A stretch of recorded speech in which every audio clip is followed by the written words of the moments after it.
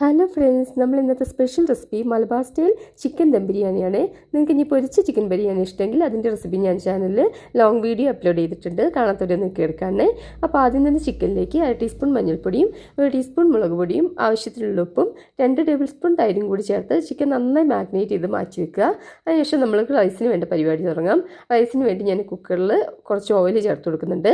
അതിലേക്ക് കഴുകി ഊറ്റി വെച്ചിരിക്കുന്ന അരി ചേർത്ത് കൊടുത്തിട്ട് അരി നന്നായി വറുത്തെടുക്കാം. നന്നായി വറുത്തെടുത്തതിന് ശേഷം ഒരു പാത്രം അരിക്ക് 2 പാത്രം വെള്ളം എന്നുള്ള കണക്കിൽ വെള്ളം ചേർത്ത് കൊടുത്ത് പാകത്തിനുള്ള ഉപ്പും ഒരു ചെറുനാരങ്ങയുടെ നീരും 2 ടേബിൾ സ്പൂൺ നെയ്യും കൂടി ചേർത്തതിന് ശേഷം നന്നായിട്ടൊന്ന് മിക്സ് ചെയ്ത് കൊടുക്കാം. നന്നായി മിക്സ് ചെയ്തതിന് ശേഷം അതിലേക്ക് പട്ടയുടെ ഇല ഒരു 2-3 ഇല നമുക്ക് ചേർത്ത് കൊടുക്കാം. ആ ഇലയും കൂടി ചേർത്തതിന് ശേഷം കുക്കർ അടച്ച് ഹൈ ഫ്ലെയിമിൽ ഒരു വിസിൽ അടിച്ചെടുക്കാം. നമുക്ക് ആ സമയത്ത് നമുക്ക് മസാലയുടെ കാര്യങ്ങളൊക്കെ ചെയ്യാം. മസാലയ്ക്ക് വേണ്ടി ഞാനിവിടെ ഒരു പാൻ വെച്ച് ചൂടായതിനു ശേഷം ഓയിൽ ഒഴിച്ചെടുത്തിട്ട് അതിലേക്ക് ആദ്യം തന്നെ സവോള വറുത്തെടുക്കുന്നുണ്ട്. സവോള ഇട്ട് നല്ല ഒരു മീഡിയം ഫ്ലെയിമിൽ വെച്ചിട്ട് ഗോൾഡൻ ബ്രൗൺ കളർ ആയിരുന്നവരെ നമുക്ക് വറുത്തെടുക്കാം. അപ്പോൾ ഒരു ട്രിപ്പ് വറുത്ത് അടുത്ത ട്രിപ്പും ഞാൻ വറുത്തെടുക്കുന്നുണ്ട്.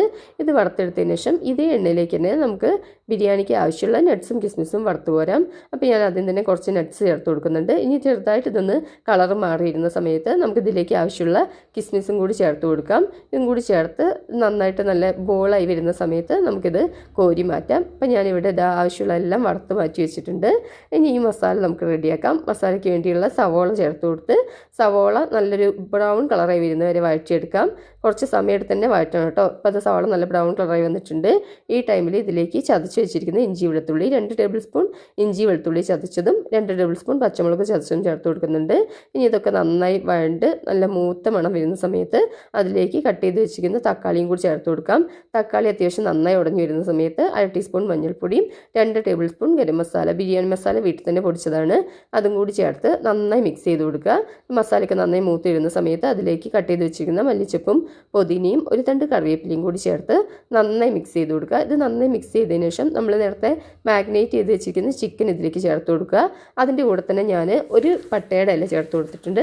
അതും കൂടി ചേർത്ത് നന്നായി മിക്സ് ചെയ്ത് അടച്ചു വെച്ച് വേവിച്ചെടുത്തതിന് ശേഷം അതിലേക്ക് നമ്മൾ ഈ ഞാൻ റൈസ് 2 ട്രിപ്പായിട്ടാണ് ചെയ്തത്. ചെറിയ കുക്കറായതുകൊണ്ട് റൈസ് ചേർത്ത് കൊടുക്കുക. ഏറ്റവും അടിയിൽ ചിക്കൻ്റെ മസാല, അതിൻ്റെ മേലെ റൈസ്, അതിനുശേഷം അതിലേക്ക് ഒരു 1/4 ടീസ്പൂൺ ബിരിയാണി മസാലയും ആവശ്യത്തിനുള്ള നെയ്യും പിന്നെ നമ്മൾ വറുത്ത് കോരി വെച്ചിരുന്ന നട്ട്സും കിസ്മിസും എല്ലാം ചേർത്ത് കൊടുക്കുക. അതേപോലെ തന്നെ സെക്കൻഡ് ട്രിപ്പും ഇതേപോലെ നമ്മൾ റിപ്പീറ്റ് ചെയ്തതിന് ശേഷം അതിൻ്റെ മേലെ കുറച്ച് മല്ലിയിലയും കൂടി ചേർത്ത് അടച്ച് വെച്ച് ചെറിയ ഫ്ലെയിമിൽ ഒരു 25 മിനിറ്റ് ദം ഇട്ടെടുത്ത് കഴിയുമ്പം അടിപൊളി ചിക്കൻ ബിരിയാണി റെഡി ആയിട്ടുണ്ട്. അപ്പം നല്ല സാലഡും ചമ്മന്തിയും അച്ചാറൊക്കെ കൂട്ടി നല്ല അടിപൊളിയായിട്ട് കഴിച്ചു. പപ്പടം ഉണ്ടായിരുന്നു. അപ്പം നിങ്ങൾ ദം ബിരിയാണി ഇഷ്ടമുള്ള ആളുകളാണെങ്കിൽ എന്തായാലും ഈ റെസിപ്പി ട്രൈ ചെയ്ത് നോക്കണേ. ബൈ.